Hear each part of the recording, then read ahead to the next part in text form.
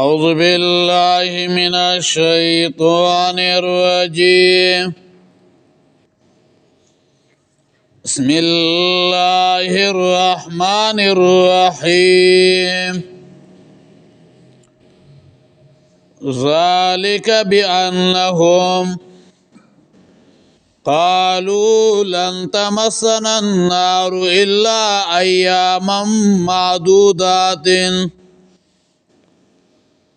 وغرهم في دينهم ما كانوا يفترون.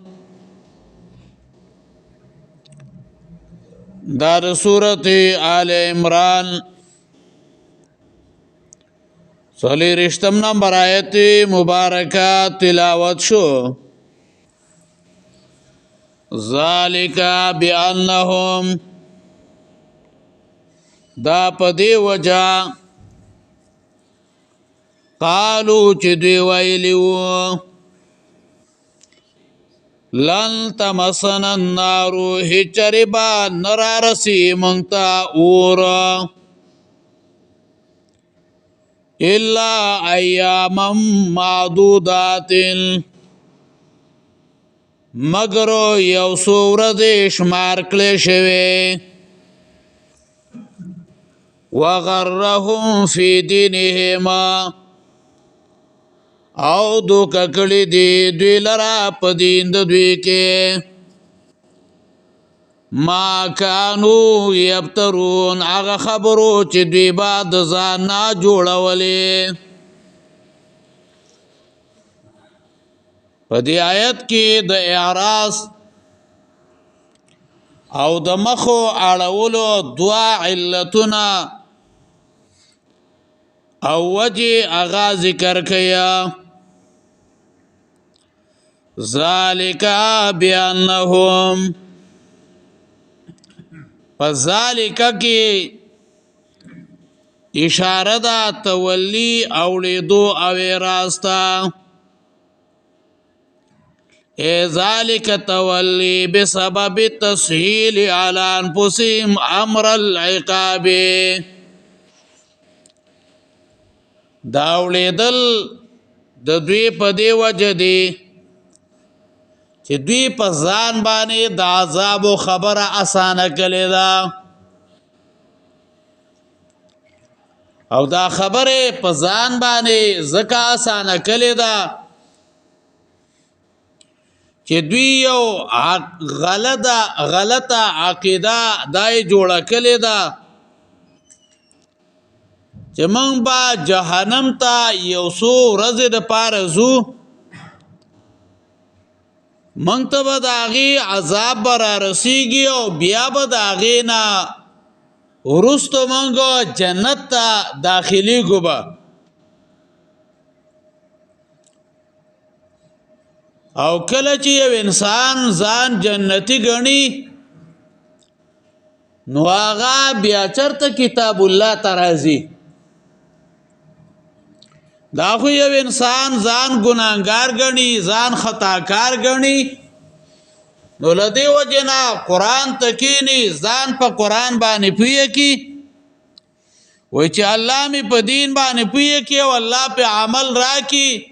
نو جهنم نه به خلاص شم او جنت ته به لاړ شم. او چې یو سړی ځان د جنت ټیکهدار ګڼي نو هغه چېرته بیا قرآن ته راځي. نو دوی د ځان دپاره دا یو خبره جوړه کړې وه او تسهیل کې ویه اولنی جلد 158 صفحه کې ویه ذالک بأنهم دا با سببیه ده معنی دا ده چې د دوی کفر په سبب اعتراض او دروغ د دوی سره ده ایام معدودات.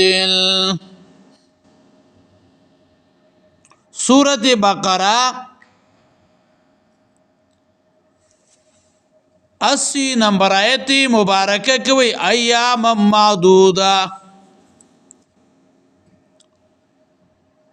هلته کې ایام معدوده ویلو او دلته کې ایام معدودات زکا چې هلته کې د مولیانو عقیده وا او دلته کې د امیانو عقیده ده زکا امیان په نسبت د مولیانو باندې ځان ډیر ګناهګار ګڼي نو ځکه هلته کې ایام معدوده ذکر کو او دلته ایام معدودات نو امیان په نسبت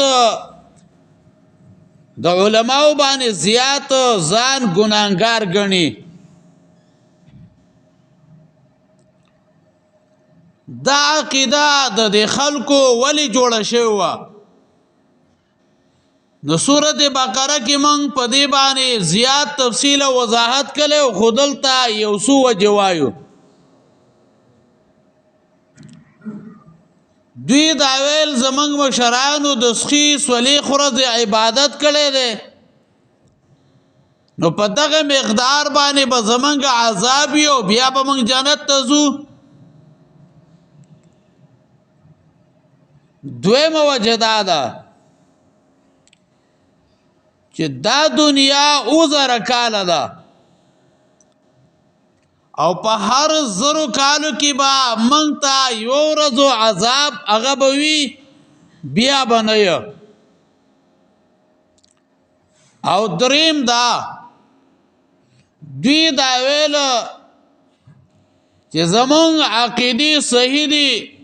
خو چون کې واړه ګناهونه نانشوي دي د هغې په وجه باندې به سزا به وي بیا خو نور څه نشته دی نو دوی دا خبره ځکه کوله فکیف اذا جمعناهم نو څرنګه به وي حال د دوی اذا جمعناهم کله چې راجمع کړو موږ دوی لره لیوم هغې ورځې ته لا ریب فیه چې نشته شک په هغې کې ووفیت کل نفس